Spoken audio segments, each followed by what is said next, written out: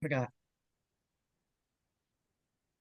Welcome to Voices on the Path to Soul Freedom, Rosalinda. Would you like to introduce yourself?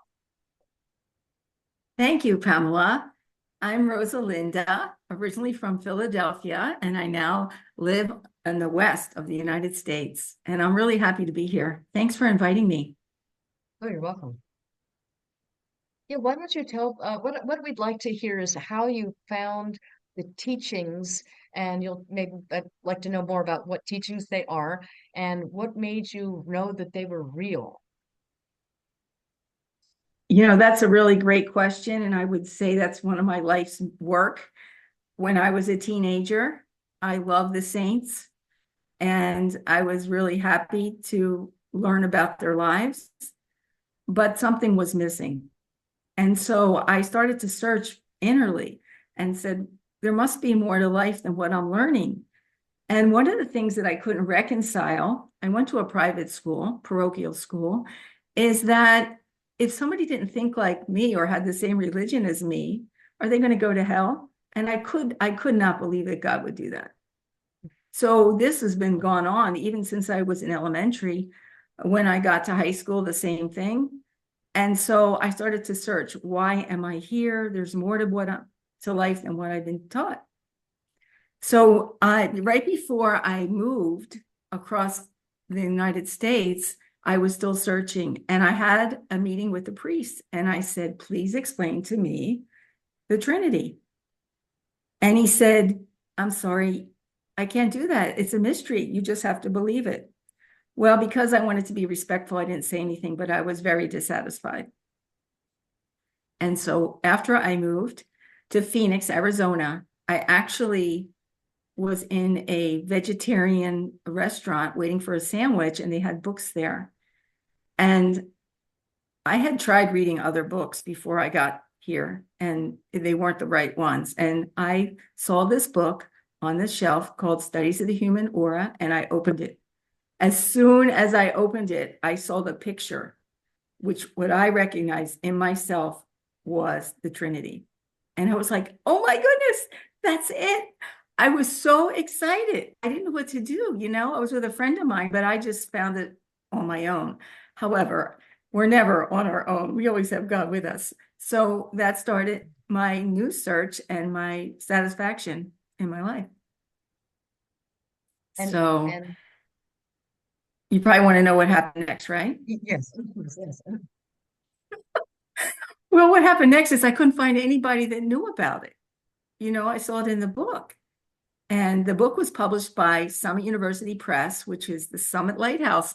And so I looked in the phone book because it was a long time ago, before a lot of cell phones were around. And I finally called them and, find a few other people here. And I started attending a book study. And I was so excited that I wanted to shout it from the mountaintop because it was the best thing I ever heard of. Would you like to see the picture that I saw in the book? Yeah, that's Trinity. I was going to ask you what's Trinity. This is a picture of my divine self, and it's your divine self too. And I want to explain to you why this is so important.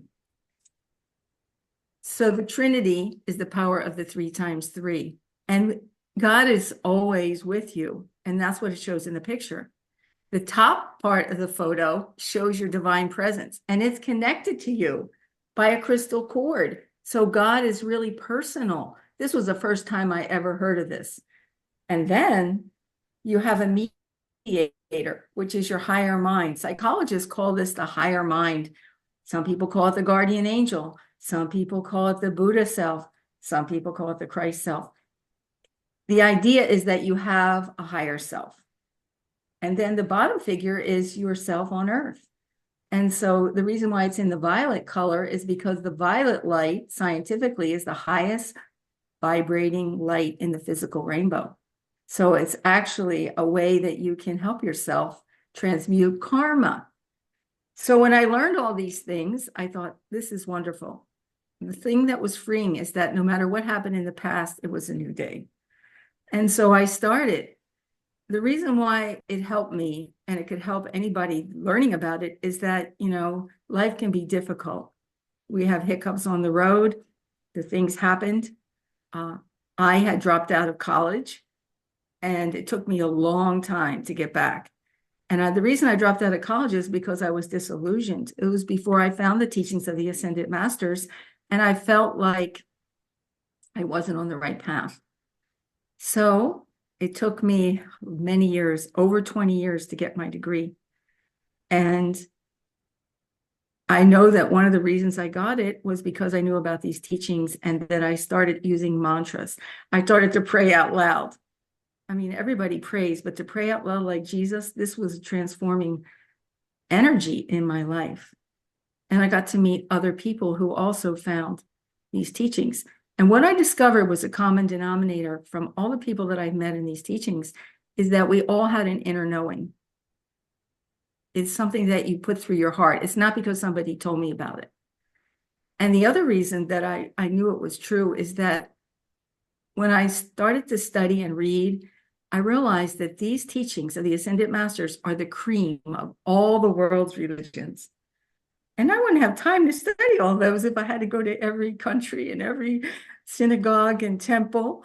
So I was so blessed. I felt that I had this in a way that I could take it in. So that's the beginning of my story. But I also had an experience that was so real. I went to a conference, my first conference. This was about many decades ago. And the chapel that I could go into was very small at the time. It was in Malibu. And of course, I couldn't get in because I was the new person on the block, and you had to be there a while to fit in there or go there really early, and I did not know it. So I went into the overflow room, which was a long, narrow room. And I didn't expect to see anything or really have any experience. Well, I heard a release from the Ascended Masters called a dictation. You can learn about that if you're interested. And it was from a cosmic being named Portia, who is Saint Germain's twin flame. And the monitor wasn't that big, and it was kind of far away from me. I was sitting 3/4 back from the monitor. And so I was sitting there, and my niece and my sister-in-law were with me, and my niece was falling asleep. And so she was a young girl. She fell asleep on her lap across the way. And as Elizabeth Clare Prophet began to speak, all of a sudden I saw volumes and volumes and volumes of violet light, like billowing, like purple clouds, filling the room. And I was like, oh my God, I'm blinking. I'm thinking, I'm making this up. And then I'm hitting my sister-in-law like this. I'm going, do you see what I see? You know, it was just the most amazing thing. So I knew that there was more to life than, what I was taught. And so excited. And of course, I don't have time to tell you everything that happened, a lot of stories along the way. But what happened is, since I dropped out of school and since I moved away from my family to find, well, I thought I had to move to find the teachings of the Ascended Masters. You can find them anywhere, right where you are. But I started to realize that I was not in my vocation. When I was growing up, I was taught everybody has a vocation. And I knew I wasn't in my vocation. So what was I going to do? And so I began to pray and give mantras to help me get out of the jobs that I had, because they were boring to me and I knew I wasn't fulfilling my divine plan. Everyone has a divine plan. So I gave 1,000 mantras to Kuan Yin. I was told that if I give 1,000 mantras, that she would definitely answer my prayer. And that's when I became, or started to become, a teacher. And the door opened for me. And I actually opened up a Montessori school before I was Montessori trained. And it was a very beautiful story. When I got recruited for my second job, I said, well, you'll have to pay for my training. So that's when I became trained and certified as an international Montessori primary teacher. And from there, I went to school probably for 20 years straight. And I became a Montessori elementary teacher. And so from that fruit of doing all that and experience, my job was to open schools that never existed before. So in my career, I opened up Montessori schools from scratch. And I know that I'm divinely guided. And so that's the beauty of having know that you have a divine presence right above you, because you can ask God to show you the way. And I kept asking God to show me the way. And I probably took the hard road. But because of the decisions I made when I was younger, I had the call to become a teacher when I was in high school. And I said, no, God, I'm not doing that. I'm not going to work with those wayward children. So as it turned out, when I finally was ready to accept my divine plan, it was the best thing to happen. And so that is just part of what God can do for you. And each person has certain needs, and God can lead you. Recently, I read a book called When God Winks, and I realized how present God is with me more and more. God's with you right now, but I'm not usually thinking about it. When I found these teachings, even though I was so excited and I saw that I am presence was right above my head, part of me didn't believe it. And so I remember the day I woke up, and usually when I woke up, I had to think about 10 things I had to do right away and rush. But one day I woke up after many years and I realized God was right there, and I acknowledged that awareness. So I think that knowing that chart of the presence, knowing you're connected divinely to God personally, can affect your entire life, all the details, and all your divine wishes and divine will, which, Buddha talks about desirelessness. So I'm not just talking about whimsical things that don't make a difference, but things that can make a difference to help our world, to help your family, to help yourself. And I found this to be true. So as we rise and understand and have that awareness of God, then you're led to a very exciting path in your life. So do you have any other questions for me? Um, what do you want to share? If there's anything else you want to share, and what do you think would be most helpful for people that might want these teachings? What's the purpose of them? The purpose of them, of the teachings, is that you recognize who you are, who you are. We're physical, but most of our bodies are spiritual. And once you recognize that and you want to fulfill your divine plan, you want to balance your karma. When Jesus walked the earth, everyone had to balance at least 100% of their karma to reunite with God. So the purpose of life is to reunite to God. Well, how do we do that? There are so many distractions on the planet. And we can have a good time, we can do this, we could do that. But what is it that's going to help us reunite with God? So that is something that's a personal path. And knowing about this can help you get there. And balancing your karma, instead of looking at it like, oh dear, why did this happen to me? And why am I so angry? Or, is to take it in peace, knowing that it's opportunity.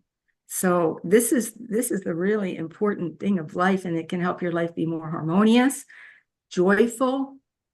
You can look at your personal psychology and work with your higher self to resolve your personal psychology and let life flow like a river, a beautiful, calm river that is taking you places where you want to go.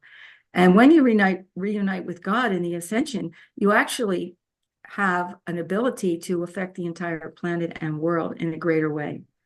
And while you're here, you can affect the change too, because you can use the science of the spoken word. And I'm learning this science, and it's a complex science, but it's a beautiful, simple science at the same time. And you can carve, I call a tunnel of light in your world. And so all of a sudden, it wasn't like a surrender to give up going places that had more dark light. And so you feel so more comfortable being in the light. And that's what this path can do for you. It's not the only path. All paths lead to God, but it's definitely a shortcut. And it's a place we can go in the Aquarian age to learn. The Aquarian age is the age of understanding. And so the teachings of the Ascended Masters can give each person a personal sense of understanding about why they're here and how to return to God and how to help their fellow man and themselves. Thank you. Thank you. Any last words that you want to share? Well, I think I'll share a mantra. There's many mantras, but one of the ones that you can give is say, I and my father are one. I and my mother are one. And you can repeat this as many times as you want to feel that sense of unity. Loneliness disappears when you really are connected with your higher self. And anything that happened to you in the past that needs healing, you can start healing by recognizing that and asking God to send his violet light, the violet light of the Holy Spirit, to fill every cell and atom of your being. And you can keep that center consciousness in your heart and knowing that God is connected to you from your heart all the way up through your divine presence and down through your mediator, your Holy Christ self, into your heart. This is a beautiful and edifying visualization and mantra. Thank you. Right. You have to experiment. Don't do it because I said it. Experiment with it. And if you want more information or you want to take a few free classes on how angels can help you, you can find that at tsl.org, thesummitlighthouse.org. Thank you very Thank much. you. I just want to mention, you mentioned, in closing, you mentioned karma's opportunity. That is so fantastic because there's so many people that suffer at the end of life, and it's another way to look at it. Like, wow, you're so close to going higher in God, and sometimes we have to do a little more, clean up a little bit more, and we don't want to kill ourselves like assisted suicide when we're so close. We just want to accept that last bit of karma to clean us to go up as high as we can. So I really appreciate that understanding. It's very helpful. Well, thank you. I think that karma is becoming more of a household word. Although, I met a young man yesterday when I was shopping, and we were having a really great conversation. And he thought that karma was like a new age, woo-woo bad term. And I said, no, it just shows you that you have lessons to learn and it's an opportunity. So I think that some people misunderstand karma. It doesn't have to be bad. It's opportunity. And when you react in a calm way and say, okay, God, thank you for this opportunity. What can I do now to balance it? Wonderful things happen. Serendipity occurs. I love serendipity. And so your karma kind of leads you into the past. And when you have the mind of God or the will of God in you and you call for the will of God, that's another really short mantra that you can give that is so good. The will of God is good. When you don't know what to do and you're stuck, say, the will of God is good. Show me the way. Very powerful. Very, very powerful. Thank you very much, Rosalinda. Hope God bless you. God bless you. And God bless everyone who's seeing this. Thank you.